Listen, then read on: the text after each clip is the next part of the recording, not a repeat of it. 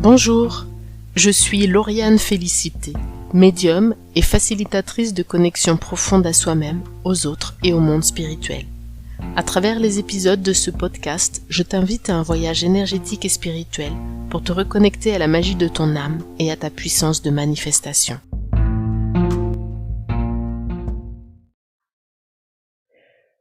Bonjour à tous.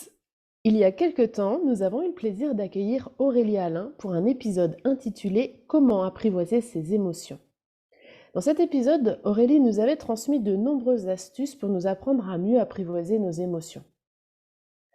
Et depuis notre dernière entrevue, il y a eu du nouveau pour Aurélie, car son livre « Apprivoiser ses émotions pour mieux accueillir celles des autres » va paraître courant mai 2023 dans toutes les librairies aux éditions Chroniques Sociales. Ce livre vient approfondir les notions abordées lors des 2 épisodes de podcast. Aurélie y détaille des situations concrètes, elle les relie à des concepts neuroscientifiques qui sont abordables par tous. Aujourd'hui, Aurélie va nous proposer une stratégie d'accompagnement à l'éducation des émotions des enfants. Car vous allez vous rendre compte que plus vite l'enfant se sent écouté et compris, et plus vite il se calme. Éducatrice de formation initiale, Aurélie Alain a œuvré 22 ans sur le terrain social auprès de familles en grande souffrance. Aurélie a complété ses expériences de terrain avec des formations en communication non violente et en neurosciences. Depuis octobre 2022, Aurélie a créé son entreprise. Elle crée et anime des formations sur le sujet des émotions. De plus, elle réalise des accompagnements individuels, en présentiel ou en distanciel, notamment pour ce qui concerne la régulation émotionnelle. Elle aide les personnes entravées par leurs émotions à s'en libérer pour se servir de l'énergie émotionnelle comme force et ressource. Elle offre également la possibilité de réaliser des accompagnements émotionnels à distance et la possibilité de réserver un créneau directement sur son site internet auréliealain.com. Vous retrouverez toutes les coordonnées d'Aurélie dans la description de ce podcast. Bonjour Aurélie. Bonjour Lauriane, Comment tu vas? je vais très bien. Et toi? Très très bien, ça me fait vraiment plaisir de t'accueillir pour ce deuxième épisode consacré aux émotions. Et l'épisode d'aujourd'hui finalement va nous permettre d'aller un petit peu plus loin puisque la dernière fois on avait vu comment apprivoiser ses émotions. Et là c'est comment apprivoiser ses émotions pour mieux accueillir celles des autres. Donc on va un petit peu plus loin avec Tout ce à domaine fait. passionnant qui nous Mm, concerne absolument tous, le domaine mm, des émotions. mm, Alors, est-ce que tu peux nous parler un petit peu, peut-être on va peut-être commencer par parler un petit peu de ton livre, si tu veux bien, mm. et nous expliquer un petit peu dans quel contexte il est né, qu'est-ce qui a fait que voilà, t'as pu être édité, et de quoi parle ton livre en fait, un petit peu. Alors, mon livre, il découle d'un mémoire de recherche en neurosciences. Lorsque j'ai fait mes études, un diplôme universitaire en neurosciences, j'ai travaillé justement sur les bénéfices de la méditation, euh, notamment dans la gestion émotionnelle. Et à travers ce livre, justement, je viens mettre en parallèle des techniques d'attention focalisée qui aident à pouvoir retrouver une régulation émotionnelle. Donc j'essaye de prendre des exemples concrets que j'ai pu vivre avec les enfants que j'accompagne et de les détailler avec une connaissance neuroscientifique qui va être abordable pour tous. Plus on comprend et plus on réussit à fonctionner autrement. C'est tout l'intérêt finalement d'une vulgarisation de la science. Donc c'est en ça où j'ai été éditée ensuite par Chroniques Sociales. Donc en fait, si je comprends bien, c'est un livre qui est plutôt pratico-pratique, qui nous donne vraiment des astuces à mettre en place dans notre vie quotidienne pour améliorer, j'imagine, à la fois la gestion de nos émotions, mais aussi la relation aux autres. Mmh. Tout à fait. En tout cas, c'est tous les outils que moi j'utilise, avec, moi, avec les enfants que j'accompagne, avec les adultes que j'accompagne, des outils pour lesquels, j'ai vu des bénéfices pour les personnes qui ont pu évoluer et qui ont pu, vivre leurs émotions différemment. Donc je me disais que c'était, dommage de ne pas partager au grand public, des outils qui étaient pratico-pratiques, et qu'on pouvait, faire, chez soi, de manière très rapide. Comme l'histoire de la main qu'on a vue la dernière fois, de respirer avec la main. Voilà, c'est quelque chose de très simple, que chacun peut faire, de manière, quotidienne, quoi. Et d'ailleurs, j'ai eu des retours sur cet exercice, c'est assez rigolo. Il y a des personnes qui m'ont contacté en me disant, mais c'est génial ce truc de la Mmh. main, parce qu'en plus, bah, on l'a toujours avec nous, Mmh. quelque chose qui est tout à fait abordable facilement, rapidement, immédiatement. Et si vous ne l'avez pas encore écouté, cet épisode, vous pouvez le retrouver, c'est le numéro 28, je crois. En tout cas, il s'appelle Apprivoiser ses émotions. Comment mieux apprivoiser pardon, ses émotions avec Aurélie Alain. Quant au numéro, je suis plus sûre du tout. Mais voilà, et Aurélie, c'est vrai que nous avait transmis une astuce très, très pratique. Et ton livre, finalement, j'ai l'impression il peut être aussi utile bah, pour des parents, j'ai envie de dire, que pour des professionnels aussi qui accompagnent eux-mêmes les thérapeutes, qui accompagnent eux-mêmes des personnes qui sont aux prises avec leurs émotions. Tout à fait. Ce livre, il est, aussi bien pour tout professionnel qui est en lien avec, un enfant, un adulte, mais, aussi pour un parent, hein, qui vit au quotidien avec ses enfants et qui doit accueillir l'émotion de son enfant, au quotidien. Donc comment on fait en tant que parent quand on est face à ses propres émotions et qu'on doit gérer les émotions de nos enfants? Donc c'est, adapté, aussi bien pour les enseignants, les animateurs, les éducateurs avec un grand E, j'ai envie de dire, hein, tous, ceux Mhm. qui œuvrent dans l'éducation, d'un enfant, d'une personne handicapée, d'un adulte. Heu, on est tous face à nos émotions et ça peut toujours nous mettre à mal de gérer les émotions des autres, en tout cas. Et là, on a un peu mis l'accent, entre guillemets, sur les enfants, mais ça aide aussi, j'imagine, entre adultes, dans un couple, etc. Parce que les émotions, elles sont pas réservées aux enfants. Beh, dans tous les cas, dans la partie apprivoiser ses émotions, c'est ça, c'est apprendre à se connaître. Comment on est en lien avec ses propres émotions? Comment je fais moi pour réguler mes émotions? Quelles sont mes forces et mes faiblesses dans ma régulation émotionnelle? C'est se comprendre fonctionner, se regarder fonctionner. C'est vrai qu'on n'apprend pas souvent à s'observer penser, à s'observer agir, mais finalement, plus on se comprend et plus on va se réadapter dans notre relation aux autres. Et c'est ce qui fait que, finalement, si nous, on bouge notre posture dans notre relation à l'autre, eh bien l'autre, sans se rendre compte, il va bouger aussi sa posture. Mm. Moi, j'ai pu constater, après des années de pratique, hein, qu'en travaillant sur ma régulation émotionnelle, j'ai aidé mes enfants à travailler sur leur régulation émotionnelle par ricochet. Tout le travail que j'ai fait pour moi, finalement, c'est du travail qui, sans que je leur demande rien, en fait. Ils m'ont observé, ils m'ont vu faire. On a des neurones miroirs qui permettent d'apprendre par imitation. Donc tout le travail que j'ai fait pour moi, je le vois. Clairement aujourd'hui, à travers, mes enfants qui sont des adolescents, des garçons, qui ont pas besoin de claquer la porte quand ils sont en colère. Ils vont avoir des colères, finalement de faible intensité, donc ça va être beaucoup plus facile à gérer. Ils vont être mécontents, ils vont exprimer leur mécontentement, mais du coup, ils ont pas besoin de partir, dans de la fureur et c'est ça qui est important, c'est de se dire qu'apprendre à réguler ses émotions, c'est pas effacer les émotions. On est des êtres d'émotions et c'est primordial, mais en tout cas, c'est permettre de vivre avec des émotions moins intenses. Donc si elles sont moins intenses, ça veut dire qu'elles vont être beaucoup plus faciles à réguler dans le quotidien. Et on risque moins de se laisser embarquer à dire des choses qu'on regrette par la suite ou à avoir des actions qu'on pourrait regretter ou qui pourraient blesser quelqu'un d'autre en face. Ouais. Exactement, exactement. C'est toujours déroutant, et pour un parent de prendre des décisions qu'il regrette ou qu'il culpabilise et pour un enfant qui peut lui-même avoir peur de lui finalement. Il peut des fois avoir peur de ses propres colères parce qu'il a vu que quand il était en colère et qu'il explosait, qu'il pouvait se faire du mal, qu'il pouvait faire du mal aux autres et après ça le met à mal parce que, il a vu comment il fonctionnait dans ces moments-là, donc il va faire en sorte de vouloir contenir ses prochaines colères, alors que ça va faire que renforcer l'intensité de la colère. Mm. Donc plus, voilà, les adultes vont se mettre au travail et plus ça aidera les enfants, finalement à réguler leurs émotions. Ça me fait penser à un accompagnement, que j'ai fait, dernièrement et du coup, c'est une maman qui m'a sollicitée parce que sa fille était très colérique. Donc je lui dis: «Bah, d'accord, très bien, et vous? Et vous, comment vous êtes en lien avec vos émotions?» Donc je crois qu'elle s'entendait pas à cette question vu qu'elle voulait que j'intervienne auprès de sa fille. Et elle me dit: «Non mais moi j'ai toujours été colérique, ça a toujours été comme ça». Sauf que moi, je ne crois pas au déterminisme. On devient colérique, mais on n'est pas colérique. Et quand on est colérique, eh bien, on peut réussir aussi à être moins colérique.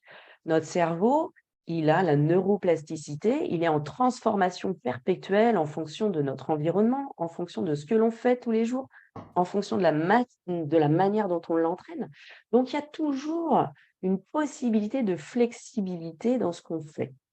Donc cette maman, je lui dis: «OK, vous êtes toujours colérique, vous avez toujours été colérique, mais peut-être ça serait intéressant justement de travailler sur vos émotions et que par ricochet, ça aide votre fille». Et là, du coup, elle était un petit peu déroutée parce qu'elle me dit: «Ah bon, vous croyez?» Heu, Moi, je pense qu'il y a beaucoup d'intérêt. Si je travaille sur sa fille et que sa fille, elle essaye de faire, des entraînements, des exercices, mais que sa mère n'a pas les mêmes outils, finalement, elle va toujours avoir en imitation un comportement qui va la ramener sur, une régulation, colérique. Donc la maman, elle a accepté, de venir en rendez-vous. Elle a pu constater au bout de voilà, je l'ai déjà vue, 4 fois, je vais la revoir une 5e fois. Elle a pu constater déjà au bout de la 4e fois, donc c'est une fois par mois à peu près, que, pour elle, sa colère, elle avait pu diminuer. Tout ce qu'on avait, travaillé ensemble, ça a permis d'apaiser, son émotion de colère et du coup, je lui dis: «Alors votre fille, comment elle va?» «Ah ben oui, c'est vrai que ma fille, elle fait beaucoup moins de colère en ce moment». Voilà. Donc moi, ça m'étonne pas, hein, ça m'étonne pas. Ça veut dire que tout le travail que cette maman, elle fait, eh bien, ça a des bénéfices pour sa fille. Donc Donc c'est nous, les adultes, qui devons d'abord nous mettre en mouvement et je pense que c'est un travail qui est difficile pour l'adulte parce que ça l'amène à aller se regarder fonctionner, quoi. et du coup, tu as pas du tout eu besoin finalement dans cette situation-là d'intervenir sur l'enfant, ça s'est fait à travers le travail de la maman? Tout à C'est fait. super intéressant, mais oui. Mmh. Mmh. Tout à fait. Donc c'est en ça où c'est important de se rendre compte que, tout le travail qu'on fait pour soi, souvent on a envie de changer l'autre. Dans des situations où il y a quelque chose qui va mal, on a envie de changer notre enfant qui a pas un comportement adapté, on a envie de changer, l'autre pour que notre relation, elle soit différente et en fait, c'est nous qu'on doit d'abord changer et si on se change nous, eh bien ça aura des impacts sur notre relation aux autres et sur le fonctionnement des autres sans qu'on leur demande quoi que ce soit, en fait et c'est en ça où c'est intéressant. Moi, mes ados, je leur ai pas demandé, de méditer, je leur ai pas demandé, parce que sinon, voilà, «C'est bon maman», des ados quoi. Non, ça vient d'un parent, c'est pas intéressant et cetera. Et du coup, ils me voient, utiliser des stratégies de régulation, et finalement, moi, je vois en retour qu'ils utilisent les mêmes. Donc c'est en ça où c'est plutôt intéressant. Donc, c'est vrai que ça reprend un peu cette phrase-là qu'on entend, souvent, mais des fois on l'entend de manière un peu vide, «Soyez le changement que vous voulez voir dans le monde». Et c'est vrai qu'à travers ce que tu nous témoignes, ça reprend quelque chose que moi j'aime toujours à dire. Oui, on peut changer le monde, mais c'est vrai que ça commence par se changer soi. Mmh. Mais on impacte les autres forcément en fonction de nos propres fonctionnements. On va forcément avoir un impact sur notre environnement et donc ça va. Donc là, tu l'expliques très bien par tes exemples très concrets. C'est très Mmh. intéressant. Mmh. Super. En tout cas, pour accueillir les émotions des autres, on peut reprendre, la petite règle que j'avais utilisée la dernière fois de 0 à 10, parce que, pour accueillir l'émotion de l'autre, il faut être conscient de là où on en est nous. À 0, je vais pas bien, à 10, tout va très bien, donc on n'est jamais à 0, on n'est jamais à 10, hein, on est toujours entre 1 et 9. Mais de savoir qu'on est au-dessus de 5 ou en dessous de 5, ça change un peu la donne. Imaginons, voilà, que je sois au-dessus de 5, je me sens plutôt bien, mes sensations corporelles sont plutôt légères, je sens une énergie, vitale qui est bien présente. Ça veut dire que lorsqu'il va y avoir une situation qui, se présente à moi, je vais avoir des stratégies d'ouverture de la gestion de cette situation. Je vais pouvoir, être accessible au second degré, je vais pouvoir utiliser l'humour, je vais pouvoir dédramatiser, je vais pouvoir avoir une ouverture d'esprit. Donc c'est-à-dire, je vais pouvoir, remettre en question mes propres interprétations de cette situation. Je vais pouvoir être flexible, je vais pouvoir, agir, mais de manière adaptée ou adéquate. Imaginons, voilà, je rentre de ma journée de travail, mais ma journée s'est plutôt bien passée, il y a eu une bonne ambiance, ce que je devais faire, j'ai pu le faire, je suis plutôt satisfaite de ce que j'ai fait. Si j'arrive chez moi et un de mes enfants, voilà, fait tomber quelque chose par terre, qui salit tout le sol que j'avais lavé, 2 jours avant, je vais me dire que ça fait partie de la vie, quoi. Je vais pas me prendre la tête, je vais essayer de relativiser, je vais lui demander de ramasser. Bon, il va pas nettoyer comme moi je nettoie, mais du coup, je vais arrondir les angles et c'est pas grave, en fait, en soi, c'est pas grave. Par contre, imaginons cette même situation et là, cette fois-ci, je suis entre 0 et 5. Ma journée, elle s'est pas du tout passée comme prévu, j'ai eu beaucoup d'imprévus, j'ai eu, de la pression de la part de ma hiérarchie, voilà, j'ai eu des tensions, que j'ai accumulées et dont je n'ai pas pris conscience non plus. Donc j'ai pas pris le temps, moi non plus, de me relier à tout ça. Donc ça veut dire que là, cette fois-ci, je vais utiliser davantage, face à une situation, des stratégies de fermeture et du coup, je vais être rigide, je vais dramatiser les choses, je vais être peu accessible au second degré. Je vais plutôt réagir que agir, hein. Donc la réaction nous amène plutôt au regret, à la culpabilité, comme on a dit tout à l'heure. Et c'est vrai que la dramatisation, ça vient plutôt mettre en lien, notre fonctionnement de notre cerveau. Parce que quand on est assujetti à nos émotions, le système limbique qui s'active face à nos émotions, lorsqu'il s'active, eh bien, il nous empêche, ou en tout cas, il altère le lien avec le cerveau qu'on appelle le cortex préfrontal, qui est derrière votre front, et qui, lui, nous permet de raisonner, d'anticiper, de planifier. Donc, si on est moins en lien avec ce cerveau-là, ça veut dire qu'on va moins prendre de décisions raisonnables.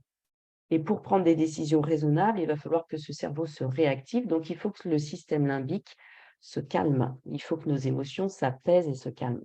Donc, si je ne prends pas conscience de ça, ça veut dire que je vais être plutôt dans la réaction. Et là, cette fois-ci, je rentre chez moi, mon enfant fait tomber un verre, ça salit tout le sol. Là, je risque d'hurler, que j'en ai marre de faire le ménage dans cette maison, que sans arrêt, il faut le refaire et patati patata. Parce que finalement, je me suis pas reliée à mon état d'être avant cette situation. Pendant tout, mes interventions, je devais, enchaîner des entretiens dans des familles qui, avaient des grandes souffrances. Donc si je me reliais pas constamment à comment je me sentais après une intervention, eh bien, je risquais de faire payer à la famille suivante ce dont moi, j'avais pas pris conscience sur la famille précédente. Donc ça, c'est vraiment important parce que rien que d'en prendre conscience, ça nous permet parfois, voilà, si je suis à 4 et que je me dis: «Ben, voilà, là, j'ai passé une mauvaise journée, j'ai eu de la pression et cetera et cetera». Si avant même de rentrer, d'ouvrir la porte de mon domicile, je prends conscience que je suis à 4, que je fais un exercice de respiration, par exemple, eh bien, je peux monter à 5 et je peux, finalement gérer la situation familiale d'une autre manière. Donc, si je comprends bien, ce que tu suggères pour nous permettre de nous relier à notre état d'être, c'est un peu comme ça que je l'exprime moi, c'est d'utiliser cette échelle qui va nous permettre déjà de prendre conscience où on en est, et en fonction de où on en est sur cette échelle, de faire quelques petits exercices ou petites relaxations, respiration, peut-être visualisation, pour nous permettre de remonter sur l'échelle et être du coup dans un accueil, plus large que si on est en dessous de 5. C'est C'est ça? ça. En fait, OK. c'est une manière de se responsabiliser par rapport à notre état d'être. C'est-à-dire que, hem, c'est vrai que comme je travaillais auprès de personnes en grande souffrance, il était hors de question pour moi que mes enfants payent, finalement tout ce que je recevais tout au long de la journée. Ils n'ont pas demandé à ce que leur maman soit éducatrice, eux.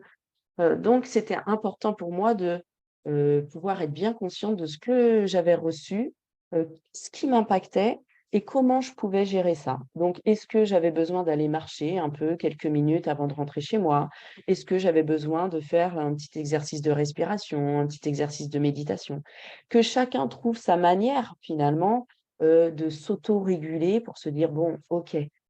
Et puis de se dire: «Bon, comme je suis, plutôt en dessous de 5, je vais être vigilant s'il se passe quelque chose en rentrant. Comme je sais que ça génère des stratégies plutôt de fermeture, eh bien, je vais être vigilant finalement à être moins rigide que prévu. Juste en prenant conscience, des fois on se dit: «Bon allez, c'est pas grave là, ce qui se passe, bon mon enfant il s'est pris un mot au collège, il a eu une mauvaise action, mais peut-être que je vais pas reprendre ça avec lui maintenant parce que je suis à 4 et peut-être que je vais Mmh. lui dire: "Écoute, maman elle a passé une mauvaise journée aujourd'hui, donc ce que je te propose c'est qu'on en reparle demain". On n'est plus à une journée près finalement, il y a plus d'urgence, hein. Donc on Ça, peut c'est aussi, voilà, décaler. Ça, c'est vrai que c'est de différer, c'est vraiment une stratégie, que j'apprends à découvrir puisque moi, je Mmh. suis plutôt une sanguine, hein, j'ai tendance à réagir un peu du tac au tac et en vieillissant, ça s'agit Mmh. et je me suis aperçue qu'effectivement différer, des Mmh. fois, ça change complètement la donne. Mmh. Ou aussi des fois de proposer à l'autre, de lui dire: «Beh, écoute, là, il y a vraiment un thème, il va falloir qu'on en parle, hein, je pense que tu es d'accord avec Mmh. moi en face. Il Mmh. va falloir qu'on en parle. À quel moment tu es disponible pour qu'on en parle?» Et ça Mmh. redonne à l'autre aussi ce sentiment de pas se sentir écrasé quelque part par l'émotion en face, mais plutôt de dire, OK, bah, si tu veux, on en parle dans 2 heures, ou on en parle demain matin, ou voilà. Mmh. Et Mmh. ça change énormément de choses dans la relation à l'autre, je trouve. Ça change tout et ça change tout aussi pour nous parce qu'on sait que dans ces moments-là, on va pas prendre le risque de dire des choses qu'on va regretter. Moi, j'ai eu plein de parents qui, sous le coup de la colère, ont donné des punitions qu'ils n'arrivaient pas à tenir. Donc donner une punition qu'on n'arrive pas à tenir, c'est se discréditer tout seul. Mm. Autant dire: «Écoute, je vais réfléchir là. Là, je peux pas accepter le comportement que tu as eu. Non, là, c'est pas possible, ça me génère beaucoup de colère, mais peu importe, en tout cas, je vais réfléchir à comment tu vas pouvoir réparer ça et toi aussi, tu peux peut-être, réfléchir de ton côté à comment tu vas pouvoir réparer ça et on se retrouve dans 2 heures ou on en reparle demain», enfin, peu importe, mais c'est finalement, comment on fait en sorte qu'il y ait une co-responsabilité dans cette histoire. Et alors ça, je me rappelle pas si on l'avait évoqué dans le précédent, épisode, mais ça, c'est quelque chose que j'ai beaucoup remarqué avec mon fils. Bon, aujourd'hui, il a 17 ans, c'est plus tout à fait le même fonctionnement, mais quand il était plus petit, des fois, je lui disais, quand il faisait une bêtise, je lui disais, bah, comme tu viens de dire, je lui disais: «Qu'est-ce que tu vas faire, pour réparer ta bêtise?» Et ben, finalement, l'enfant, il se donnait à lui-même des punitions Mmh. qui étaient beaucoup plus importantes que ce que moi j'aurais donné. Et alors du Mmh. coup, je les diminuais, je lui disais: «Bah, tu un peu dur avec toi-même, là, on va peut-être Mmh. trouver une solution entre les Mmh. 2». Mais Mmh. c'était assez impressionnant et du coup, comme tu dis, il se responsabilisait à la fois pour la bêtise et aussi pour la réparation et le fait que ce soit lui-même qui je dirais qui fasse ce choix, Mmh. bah, c'est beaucoup moins violent que quelque chose d'imposé de l'extérieur où tu es dans la soumission. En fait, Oui, ça c'est lui ça. redonnait son pouvoir tout en le responsabilisant face à ses Mmh. actions. Donc c'était Tout à ouais, fait c'est très important ça, effectivement. Mmh. et en tout cas, nous, ça nous donne aussi la responsabilité de faire attention, dans les moments où on est en tension, de pas pouvoir, dépasser nos mots parce que, c'est vrai que les enfants, ils sont très vite blessés par des mots qui peuvent être très durs, surtout si on est, la mère ou le père. Là, ça va être, des phrases qu'on garde longtemps, hein, en soi et qui blessent, vraiment l'enfant. Donc Ouais, c'est comment parfois on fait en sorte, de se réguler. c'est vrai que parfois une seule phrase, un peu assassine, dite une seule fois dans la vie, va créer, des impacts, sur toute une Mmh vie, même dans la vie d'adulte après, ouais. et on a beau dire: «Non, mais je le pensais pas, c'était sur le coup de la colère». Ça a Oui, été mais dit. cette phrase, elle est dite et cette Mmh. phrase, elle laisse des traces. Donc pour pas en arriver là, on a tout un rôle à jouer pour vraiment être en lien avec, notre état d'être. Voilà, comment, je reste, conscient de si je suis au-dessus ou en dessous de 5. Donc ça, c'est important de garder cette règle qui est facile à faire, hein. On peut, être ensemble et savoir en fonction c'est les sensations de notre corps qui nous disent comment on se sent. Si c'est des sensations agréables, légers, où on se sent avec une énergie, ben ça va être plutôt au-dessus de 5. Si c'est des sensations plutôt désagréables, avec du poids, de la pression, on va être plutôt en dessous de 5. Donc, voilà, c'est très subjectif, mais en tout cas, comme on est tous uniques et qu'on vit pas tous les choses de la même manière, c'est à soi-même de réguler sur une échelle, virtuelle, j'ai envie de dire. Oui. Excuse-moi, est-ce que dans cette méthode que tu proposes, c'est important de savoir pourquoi je me trouve en dessous de 5, ou est-ce que c'est pas nécessaire et que c'est surtout important de savoir où j'en suis sans forcément en comprendre l'origine? Je dirais pas forcément que ce soit important le pourquoi. Le pourquoi, il va être associé au cortex frontal qui va résonner dans le raisonnement. Là, cette échelle, c'est une échelle sensorielle, plutôt en lien avec le système limbique. Et pour justement avoir toutes nos capacités de discernement, l'objectif, c'est de réduire l'activité de ce système limbique-là.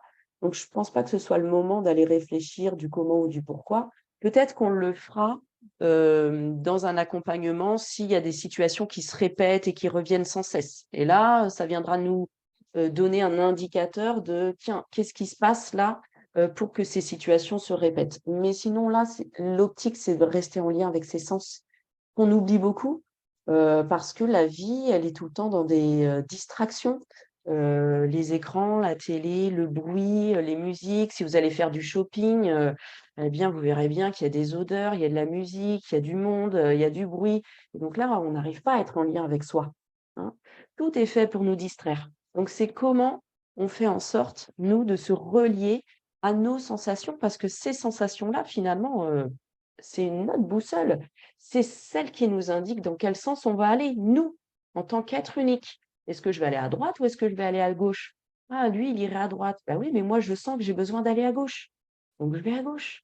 Mais ça, il faut le ressentir, il faut être vraiment en lien, j'ai envie de dire, avec les 3 C, hein, le cerveau, le cœur et le corps. Je peux faire des choses, qui sont, finalement, en lien, je vais prendre un exemple tout bête, on m'a fait une proposition de formation, donc ça correspondait, pour mon cerveau à quelque chose. Bah oui, il faut que tu prennes cette formation parce que, bah, voilà, quand on est en auto-entrepreneuriat, il faut aussi, vivre, hein, clairement, avoir un salaire. Donc, mon raisonnement, c'était: «Bah oui, là, il faut animer cette formation». D'un point de vue corporel, je me sentais plutôt bien. C'était, voilà, mon corps, il était plutôt en bonne santé, donc c'était possible. Mais au niveau de mon cœur, je sentais qu'il y avait des valeurs que cette institution n'était pas en lien avec mes valeurs et ça me posait un problème. Donc à chaque fois qu'on met en place une action, en fait, qui ne relie pas les 3 C, le cerveau, le cœur et le corps, eh bien, finalement, ça va, plutôt nous mettre, dans l'échelle de 0 à 5 avec des sensations plutôt désagréables. Donc moi, dès que j'ai des sensations comme ça, eh bien non, en fait. Je vais choisir, hem, de pouvoir, réaliser des actions où je me sens alignée avec mon cerveau, mon cœur et mon corps. Mais pour ça, ça nécessite d'être en lien avec ses sens. Comment réapprendre à être en lien avec les sensations de son corps? On en a 5. Donc on peut utiliser n'importe lesquels, hein, la vue, l'audition, le goût, l'odorat, l'ouïe. C'est comment on fait en sorte de développer nos attentions focalisées sur ces sens pour vraiment être en lien avec, nos valeurs, avec ce qui compte pour nous. Ça, c'est important. Pour continuer un petit peu sur, la conscientisation de notre état d'être, j'ai envie de dire aussi on a parfois des fortes exigences avec soi-même et je vais prendre par exemple l'exemple pour nous les femmes, des menstruations qui nous amènent sur des cycles, où, parfois, forcément on a moins d'énergie, parce que, les menstruations vont nous fatiguer, vont nous générer des symptômes, qui vont être plutôt désagréables et cetera. Et finalement, quand on n'en prend pas conscience, on se donne des exigences identiques sur, des débuts de cycle que des fins de cycle ou des milieux de cycle. Alors qu'au contraire, on doit baisser notre taux d'exigence en fonction de notre état d'être. Si, je vais arriver plutôt sur un cycle, ça y est, qui va abaisser mon énergie, qui va me donner des tensions et cetera, c'est à moi de me dire: «Ben voilà, sur cette période-là, sur ces quelques jours-là, eh bien, si je fais pas telle et telle tâche, c'est pas grave, c'est pas grave». En fait, c'est comment je réajuste les exigences que j'ai avec moi-même. Parce que parfois, on est dur avec soi aussi. hein. On attend de nous, d'être tout le temps, au top, toujours dans, la réussite, de toutes les tâches qu'on peut nous demander en tant que parents, en tant que professionnels, en tant qu'être humain.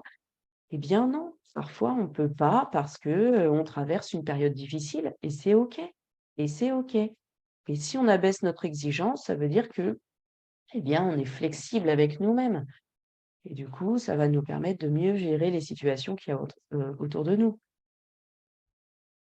Ouais, c'est vrai que pour rebondir sur ce que tu viens de dire, moi je me suis beaucoup aperçue que parfois, bon bah, par exemple, j'ai une tâche à effectuer et puis ce jour-là, pourtant je m'étais fixée vraiment de la faire ce jour-là, et je sens que c'est pas fluide. Mmh, Et j'ai vraiment appris que finalement, quand c'est pas fluide, quand je sens que je suis plus en lutte, bah, je lâche prise, je fais autre chose qui n'a rien à voir. mmh, Et bien souvent, le lendemain, c'est comme s'il y avait un afflux d'énergie frais pour pouvoir faire cette tâche et je la fais en deux temps, trois mouvements, beaucoup plus rapidement et de meilleure qualité que si j'avais forcé la veille parce que je m'étais dit, il faut que je le fasse aujourd'hui. mmh, Alors, c'est vrai qu'il y a des tâches, c'est pas toujours possible de différer, hein, quand on travaille dans mmh, une entreprise ou autre, on peut pas toujours différer les mmh, choses.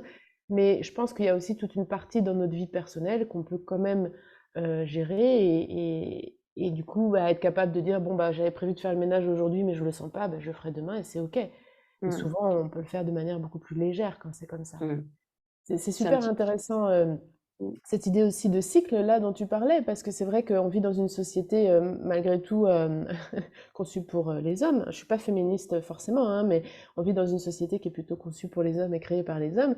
Et c'est vrai que ça, on n'a pas appris à prendre en compte. Bah, on n'a pas la même énergie à tel ou tel moment du cycle. Et mmh, non seulement d'apprendre à repérer notre énergie liée à notre cycle, ça nous connecte à nous-mêmes, ça nous aide à mieux nous connaître. mmh. Mais ça nous aide aussi à accepter que, bah ouais, il y a des moments où on est plus sensible, on est plus fragile, on est plus émotionnel. Je veux dire, on réagit pas de la même façon, effectivement. Mmh. On gagne en tout cas On- en efficacité, si, on diffère, des tâches, qui là, on sent que c'est pas possible ou qu'on est fatigué ou qu'on peut pas.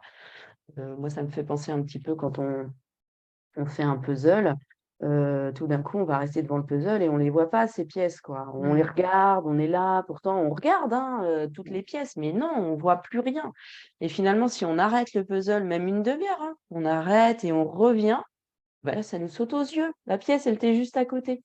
Donc, est-ce qu'on reste à regarder notre puzzle, pendant des heures et à utiliser notre énergie, qui finalement, part en fumée?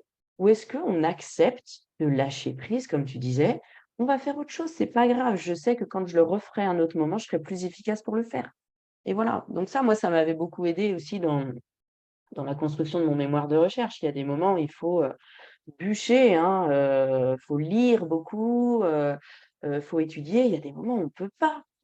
Notre tête, elle est préoccupée par d'autres choses, elle a envie d'autre chose et cetera et bien des fois d'aller marcher une demi heure, de revenir, ah bah, oui, bah, heureusement que j'ai fait ça. J'ai travaillé qu'1 heure, mais alors cette heure-là, elle était beaucoup plus efficace que si j'étais restée 2 heures devant mon ordinateur, quoi.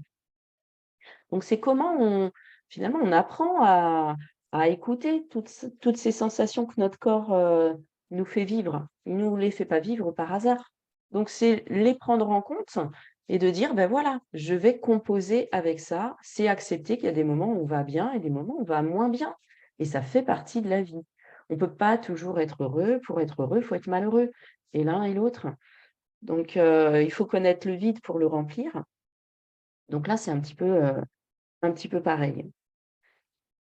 Pour être dans l'accueil des émotions des autres, eh bien, il faut avoir compris qu'on a, un système nerveux autonome qui, s'occupe, finalement de toutes les actions, intérieures de notre organisme, l'accélération de notre cœur, la digestion, tout ce que, nous on réfléchit pas, ça se fait tout seul sans nous.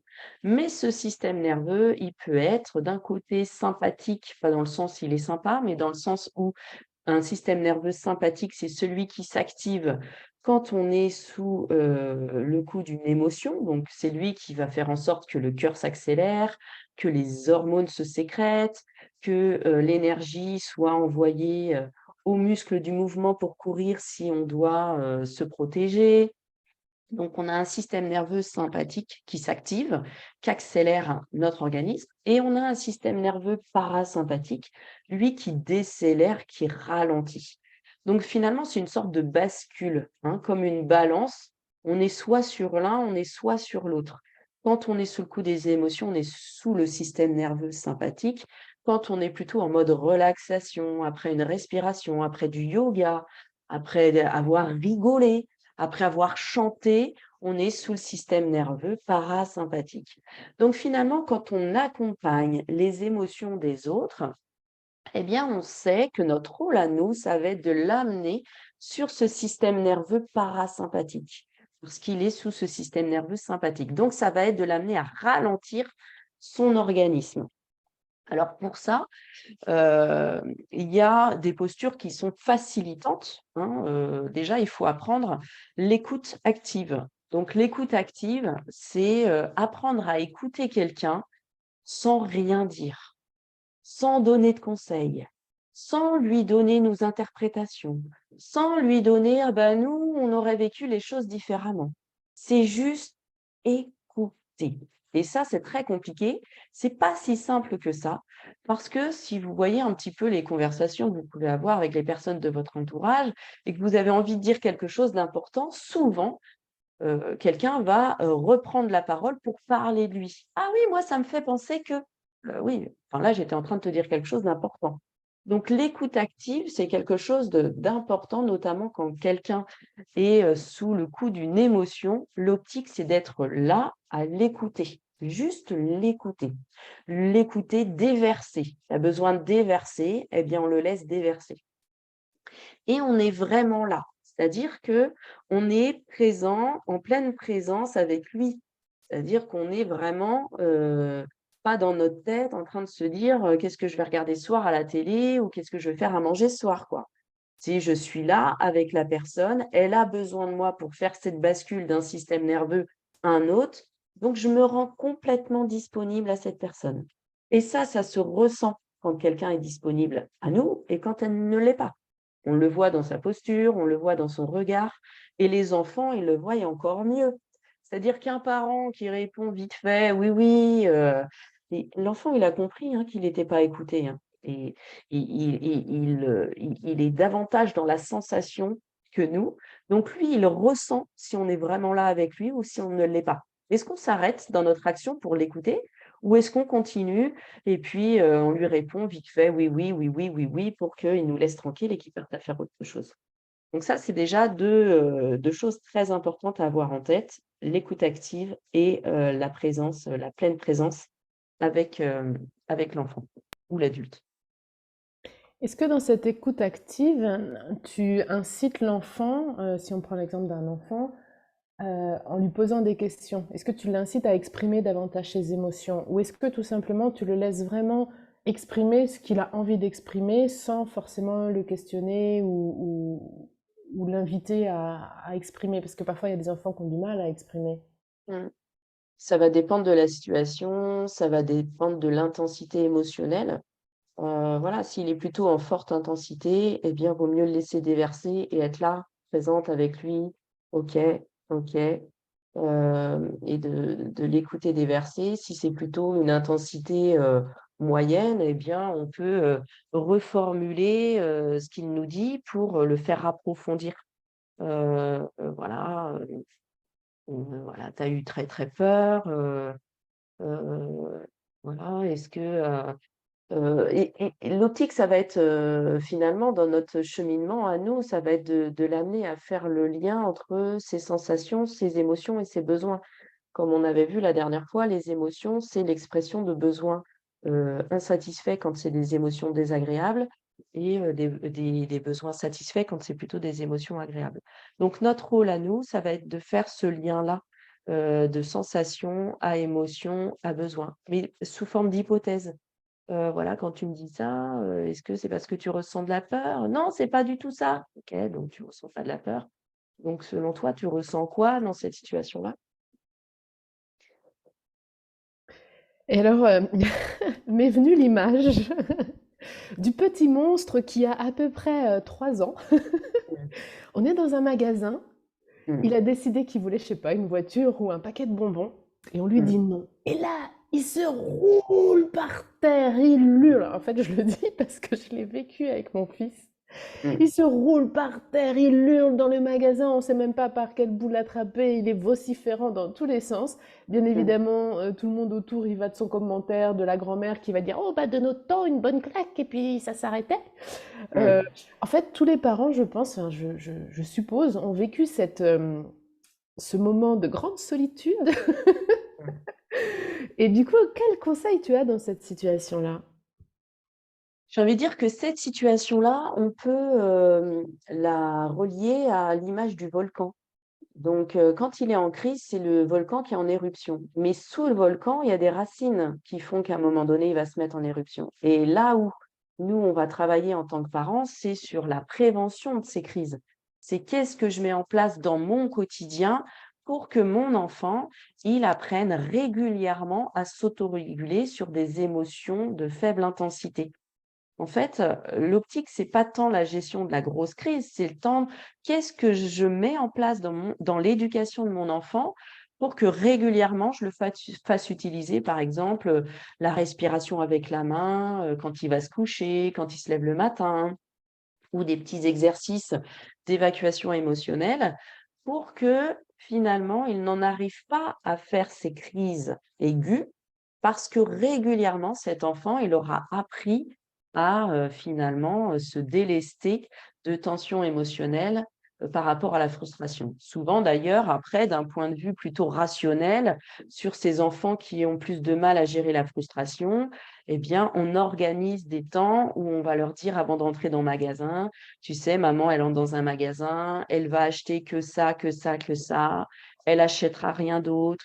Sûrement que tu vas voir des choses qui vont te donner envie d'avoir, mais maman, elle te donnera pas, cette autre chose» et cetera. Et c'est de la répétition et c'est de la répétition. Ça me fait penser à une petite fille que j'accompagnais et qui elle ne pouvait pas gérer, heu, la perte dans un jeu de société. C'était mais alors, perdre à un jeu, c'était quelque chose, qui la mettait dans des états de crise extrême.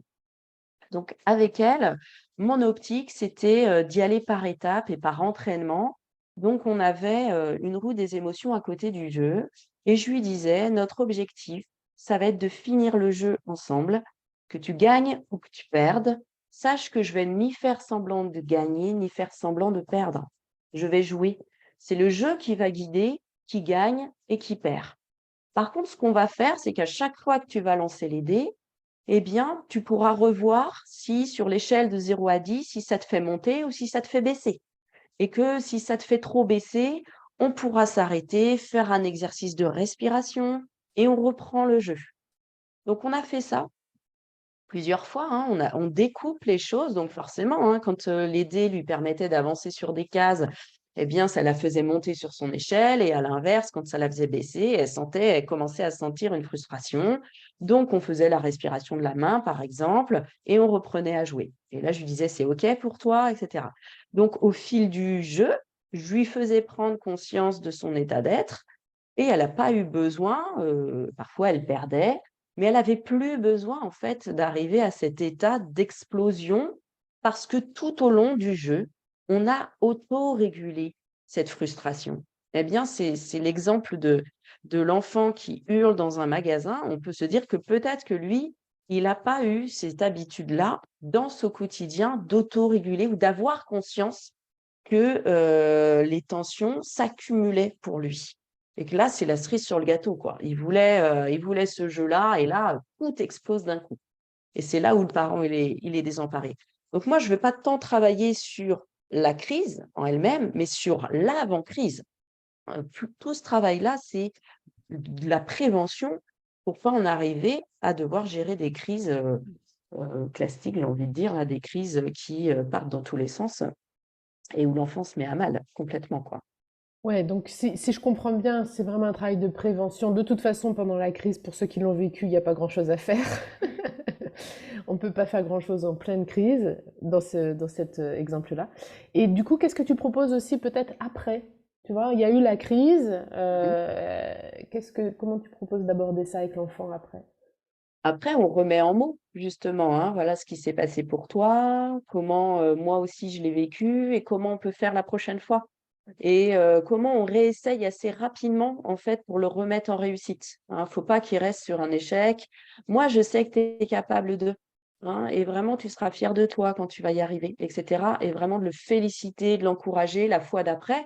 Donc peut-être que la fois d'après, on va organiser des mini courses exprès pour acheter, 3 objets, mais qu'il puisse voir justement dans ces mini courses qu'il a réussi. «Tu vois, tu y arrives! C'est super, bravo!» et cetera et cetera. Donc c'est tout de suite le remettre dans la réussite. «OK, là, tu as pas réussi, mais la fois d'après, on fera autrement». Ouais, donc ce serait une très mauvaise idée que de dire, «Bon, bah, puisque c'est comme ça, tu reviendras plus jamais faire les courses avec moi», quoi. Parce que des fois, on pourrait avoir cette tendance-là, tu vois, d'éviter la situation, anxiogène, finalement. Bah, dans tous les cas, en général, si on en arrive là, c'est que nous, on est sur l'échelle de 0 à 5 et que ça nous a énervés, que du coup, là, on est en stratégie de fermeture et qu'on va être dans une rigidité, importante, excessive et on va lui dire: «Non, mais c'est terminé». Sauf que cet enfant-là, demain, il va aller dans des magasins, il va aller dans d'autres lieux où il va vivre des frustrations. Donc quels sont les outils que je vais lui donner pour qu'il puisse gérer ses frustrations? Donc c'est plutôt à moi de pouvoir, organiser d'autres sorties, peut-être plus courtes dans un premier temps pour l'aider lui-même à rester connecté et peut-être sur le temps des courses de voir avec lui: «Et là, tu à combien sur ton échelle de 0 à 10?» «Ah bah, là, je descends à 4 parce que j'aimerais avoir ça, ça, ça». «OK. Est-ce que tu as besoin qu'on sorte du magasin?» Parce que c'est possible ça. On peut sortir du magasin, on reviendra après. On laisse le caddie, puis on revient après. OK, on sort, on revient, hop et l'enfant, il va être super content de dire que, bon, bah, là, en effet, il a peut-être fallu sortir 2 fois, mais il a réussi à pas faire de crise et que la fois d'après, peut-être qu'il aura besoin de sortir qu'une fois et la fois d'après, il aura plus besoin de sortir et qu'il y arrivera tout seul. Donc c'est un petit peu comment nous, en tant qu'adultes, on découpe, ces temps-là avec ces enfants pour qu'ils amènent, pour que ça les aide à s'autoréguler. Cette petite fille, elle était ravie après de pouvoir faire des jeux, sans exploser, parce qu'elle perdait. De dire: «Ah bah, tu vois là, j'ai perdu, mais je me suis même pas mis en colère». Bah, bravo, tu peux être fier de toi. Parce que c'est pas facile et qu'il y a encore des enfants qui n'y arrivent pas. Bon, oui, donc c'est chouette, mais c'est comment nous on leur donne ces outils-là. Souvent nous dans ces cas-là, finalement ça nous agace et on n'a plus envie de jouer avec eux. «Ah non mais c'est bon, hein. Ah non les jeux de société, avec elle c'est terminé, hein, parce que vu dans l'état où elle se met, non, non, je ne joue plus». Oui, sauf que forcément, elle va être amenée à faire d'autres jeux avec d'autres personnes, dans d'autres endroits. Donc c'est quels sont les outils qu'on lui donne pour se réguler? Tu sais, c'est intéressant ce que tu dis parce qu'il y a même des adultes, c'est-à-dire ils vont peut-être pas se rouler par terre parce qu'ils ont perdu, mais ils vont être dans un état de froideur ou on Mmh. sent qu'ils vivent très difficilement le fait de perdre au jeu. Mmh. Mmh. C'est intéressant, hein, parce que Mmh. et il n'est pas trop tard, j'imagine, même pour ces adultes-là, de trouver un moyen de réguler leur Et bah, frustration, c'est quoi. jamais trop tard. C'est pour ça que je parlais tout à l'heure de la neuroplasticité ou de la plasticité cérébrale. Notre, cerveau, il est en perpétuel, mouvement et modification et simplement, il faut le vouloir, hein, c'est toute la différence. Est-ce que, est-ce que ça me met vraiment dans de l'inconfort et j'ai envie de changer, j'ai envie d'être différemment? Donc ça veut dire que ça va me demander des efforts, hein, quand je parle d'autorégulation, c'est un entraînement au quotidien. C'est pas, que quand je vais mal, c'est aussi quand je vais bien, hein, apprivoiser ses émotions, c'est comme naviguer sur un bateau. On n'apprend pas quand c'est en pleine tempête, on apprend quand on va bien. On s'entraîne quand on va plutôt bien ou pas trop mal. C'est pas quand, je suis en pleine crise, en train de me rouler par terre, que c'est pas à ce moment-là qu'on va me demander de respirer, hein, parce qu'on n'y arrivera pas. Ça, c'est sûr. On n'arrivera pas à le faire respirer. En tous les cas, ce qui est important de comprendre, c'est que, par exemple, dans une situation où un enfant va commencer à être tendu, eh bien, l'écoute active, ça va l'aider, mais aussi la manière dont moi je vais réguler mon propre système nerveux. C'est-à-dire que si moi, en l'écoutant, je prends conscience de ma respiration et je fais en sorte d'avoir une respiration plutôt calme, eh bien ça va, on parle de synchronisation en neurosciences. Nos organismes, ils se synchronisent les uns aux autres et notamment ils se synchronisent lorsqu'ils sont en lien avec, des organismes qui sont plus lents. Peut-être que vous avez déjà ressenti ça en présence d'un animal. Souvent, on dit: «Ah, quand je suis avec mon chat, ça m'apaise». Eh bien oui, parce que le chat, il a un système nerveux qui est plus lent que le nôtre, donc du coup, ça ralentit notre système nerveux. Donc quand on est en présence de quelqu'un qui est assujetti à ses émotions, on sait qu'il est sous le système nerveux sympathique, donc un système qui est plutôt rapide. Donc notre but à nous, c'est de se dire: «Ben moi, je vais d'abord ralentir le mien au lieu de lui demander de respirer». Si je suis avec un ado de 16 ans, je ne vais pas lui demander de respirer parce que ça va encore plus l'énerver. Mais par contre, moi, je vais respirer pour moi. Moi, je vais être là avec lui à l'écouter, je vais prendre conscience de ma respiration pour faire en sorte que ma respiration, elle soit plus lente, pour que son système à lui se cale sur le mien. Donc ça, c'est comment je peux faire en sorte que la personne, finalement, sans s'en apercevoir, puisse, être apaisée parce que moi, je m'apaise aussi. Parce que souvent on voit bien, hein, c'est l'effet, domino ou, le ping-pong, hein, dans ces situations-là, l'enfant a fait telle chose, ça nous énerve. Comme on s'énerve, eh bien, l'enfant s'énerve encore plus et puis, bah, ça finit en cris, hein, les uns sur les autres, et finalement ça a rien apporté à personne. Alors que l'enfant, il s'énerve, moi je prends conscience de mon échelle, à combien je suis, je, me régule dans ma respiration, j'écoute l'enfant pour rester relié à lui, je suis en pleine présence avec lui et je me dis que ma posture déjà apaisante va pouvoir commencer à l'aider à retrouver de l'apaisement. Après, dans le discours, dans l'entretien avec lui, mon rôle, c'est vraiment de l'amener à faire du lien entre ce qu'il ressent dans son corps. Tu as mal où dans ton corps? Tu dis que tu as peur, elle est où ta peur dans ton corps? Est-ce que tu peux me montrer avec ta main? Peut-être qu'on peut respirer ensemble, là où, il y a, si tu as mal au ventre parce que tu as trop peur, bah, peut-être qu'on peut envoyer la respiration dans ton ventre et on peut mettre doudou sur ton ventre, on peut mettre ta main, moi je peux mettre ma main sur ta main et on respire ensemble. Je le fais avec l'enfant pour que la douleur du ventre, elle puisse s'apaiser. C'est comment je fais de la place à cette émotion et comment après je l'aide à trouver, mais de quoi tu aurais besoin pour avoir moins peur? Ben, j'aurais besoin qu'il y ait une petite lumière. Ah, OK, pourquoi pas? Si on peut mettre une petite lumière, c'est possible. Est-ce que là, quand je mets cette petite lumière et que je laisse la porte entrouverte, est-ce que ça te fait moins peur? Oui, ça me fait moins peur. OK. Donc voilà, c'est comment je fais le lien entre, ces sensations, ces émotions et ces besoins.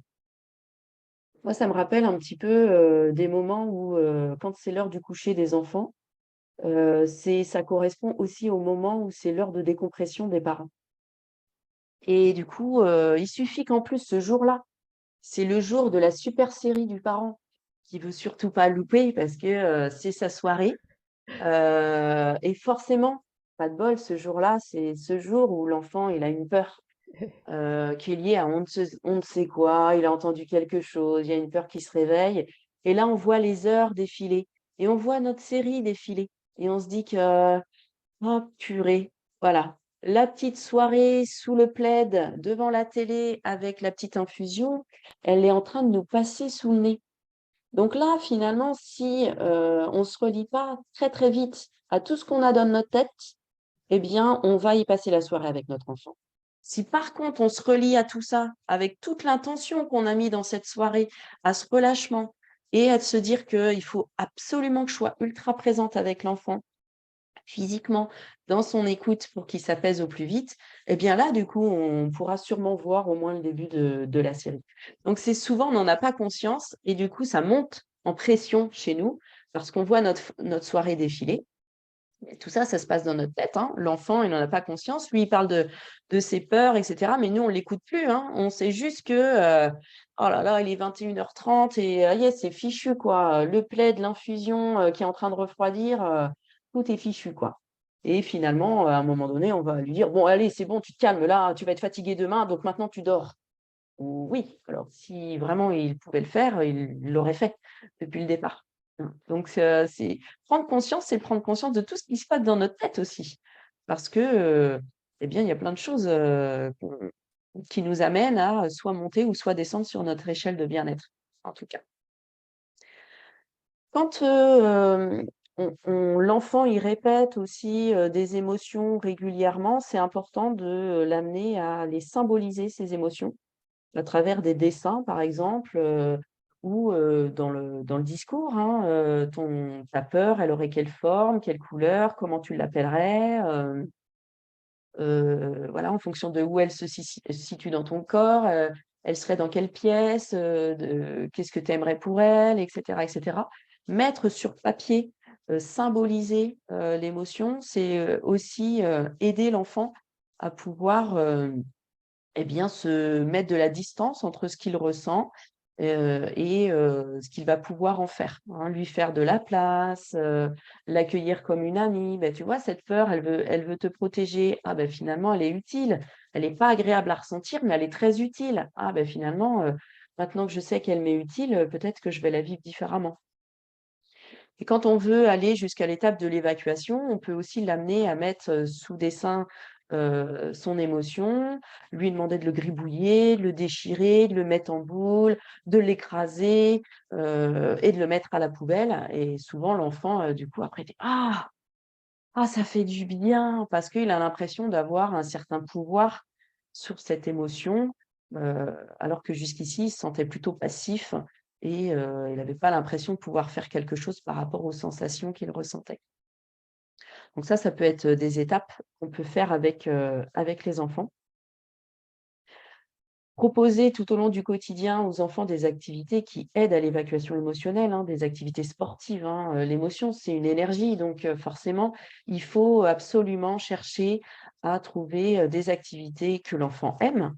Voilà, courir, faire du foot, aller marcher en pleine nature, enfin peu importe, mais régulièrement, pour que, voilà, les tensions émotionnelles accumulées, au fil de ses journées, au fil de ses semaines, elles puissent s'évacuer. L'aider à satisfaire, ses besoins, quand, il a besoin, que ce soit satisfait. Voilà, moi j'avais des enfants qui avaient besoin d'être compris par leurs parents, donc j'allais jusqu'à l'étape où on partageait avec le parent ce qui s'était passé pour l'enfant, pour que le parent, il comprenne bien, voilà, ce qui l'avait amené à faire des crises.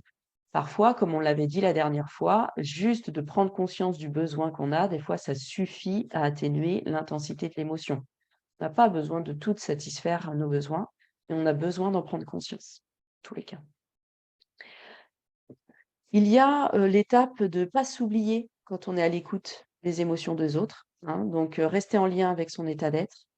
Apprendre à identifier ses limites, hein, donc là, je parle notamment, quand on est un accompagnant, eh bien, il y a des situations qui font écho aussi à notre histoire. Donc, il y a des situations peut-être qu'il faut qu'on arrête d'accompagner ou peut-être qu'on puisse aller, développer, en analyse de la pratique auprès d'un professionnel parce que ça fait trop écho à ce qu'on a vécu nous-mêmes, hein. Donc, comment se rendre, disponible à ces situations-là et définir nos limites. Moi, là, je peux pas, en fait.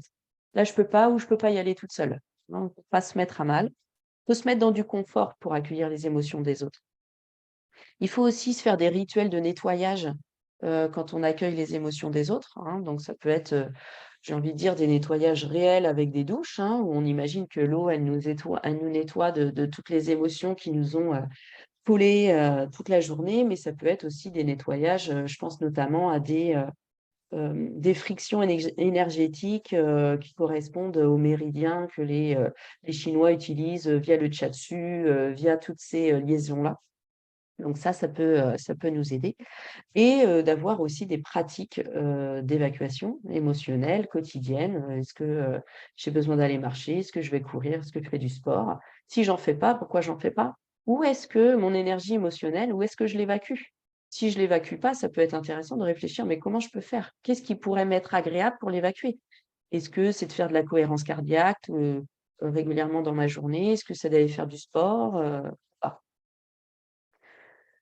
Et pour finir un petit peu sur, voilà, sur, cette idée d'accueil des émotions, l'optique, comme je disais tout à l'heure par rapport à l'enfant pour, pouvoir, accueillir et l'amener à être apaisé le plus rapidement pour qu'il comprenne qu'on le comprend, et qu'on est vraiment en lien avec lui, ça peut être de répéter ce qu'il nous dit, de répéter les mêmes phrases qu'il nous dit, de surtout pas répondre à ses questions.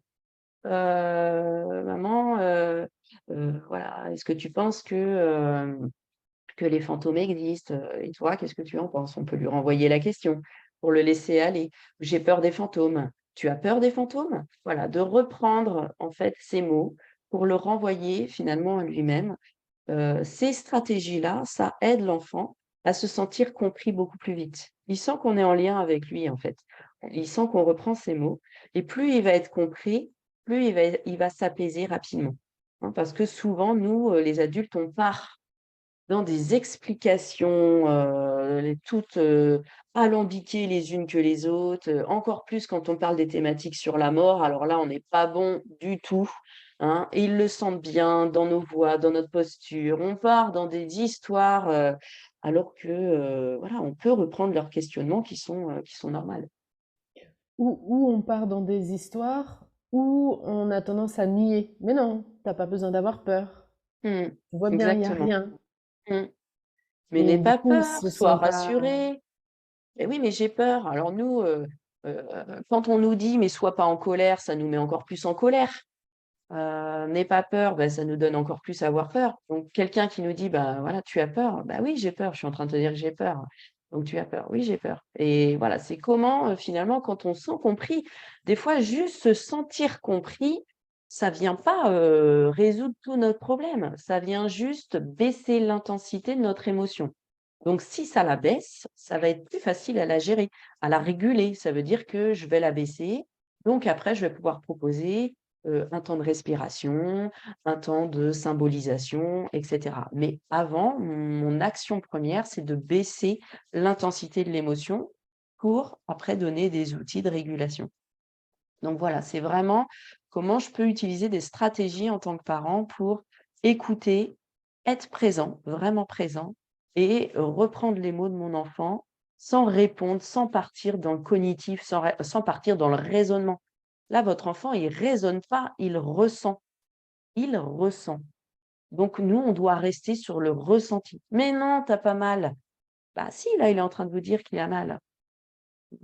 Toi, on me dit, bah, moi, il me dit tout le temps sur l'échelle de 0 à 10, là, il est à 10. Vu ce qu'il a, il est pas à 10, hein, ou il est pas à 9, ou il est pas à 0. C'est pas possible. Mais si lui, il a envie de dire ça, c'est pas grave à la rigueur, c'est pas grave. OK. Toi, tu considères que tu es à 1, alors que, voilà, ce qui s'est passé, c'est pas non plus, un événement qui nous amène à être à 1. Nous, en tant qu'adultes, avec notre raisonnement d'adulte.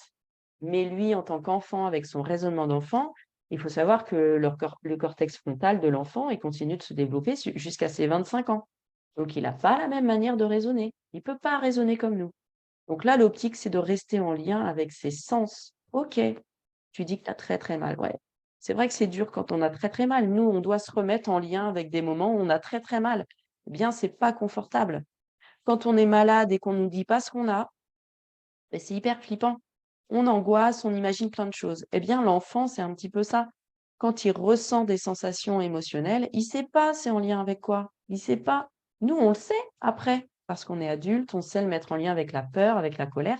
Lui, il ne sait pas. Donc, c'est angoissant. Donc, son imaginaire, il est parti dans tous les sens. Donc, l'optique, c'est de rester au niveau de l'enfant avec, ses phrases, ses mots et des stratégies de répétition de ces phrases pour voir si ça l'amène à être apaisé. Et plus tard, quand il est plus en crise, de retravailler la question des émotions à travers plein de supports. Des livres, par exemple, il y a plein de livres sur plein d'émotions où c'est là où on peut être plus dans le raisonnement, le cognitif, pour, lui dire comment ça se passe dans son corps, un petit peu. Voilà ce que je peux, apporter aujourd'hui sur, l'accueil, des émotions, des personnes qui nous entourent, en tout cas. Mais écoute Aurélie, vraiment c'était de nouveau une émission très très riche parce que tu nous as transmis beaucoup de conseils que je trouve très importants à la parentalité. C'est une Mmh. véritable aide et soutien à la parentalité. Et c'est vraiment, ouais, comment accueillir et réguler nos émotions pour celles des autres. Je trouve que le titre de ton livre est Mmh. vraiment approprié par rapport aux stratégies et aux outils que tu transmets. Moi, je vous recommande vivement de lire le livre d'Aurélie, parce que comme vous avez pu en avoir un petit échantillon aujourd'hui, c'est des astuces très concrètes, très pragmatiques, qu'on peut utiliser immédiatement. Et je pense vraiment que avec un peu de temps, si on le met bien en application, ça peut vraiment changer notre vie, ça peut vraiment changer notre relation à l'autre et entre autres à nos enfants.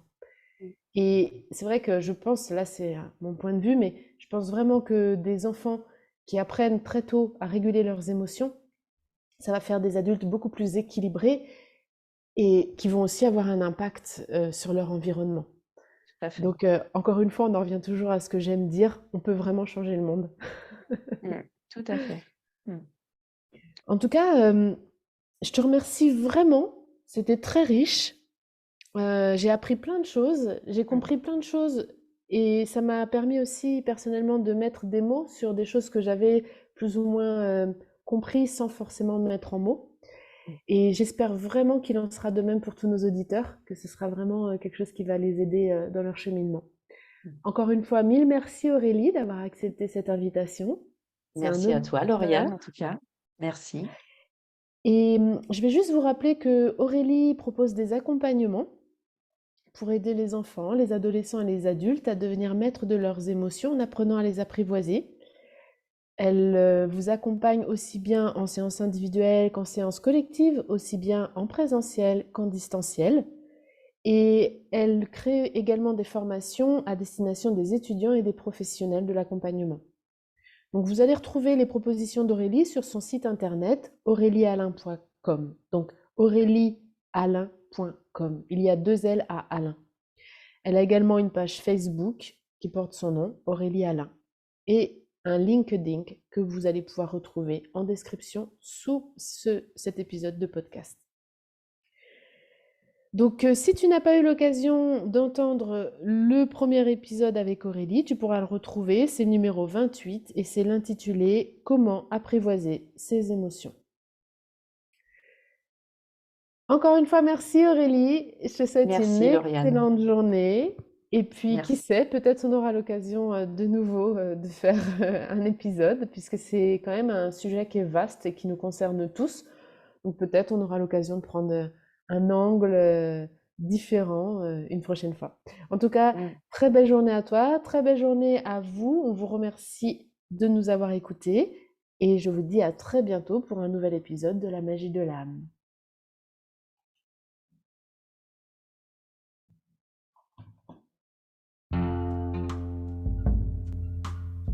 Ceci était un épisode de La Magie de l'âme.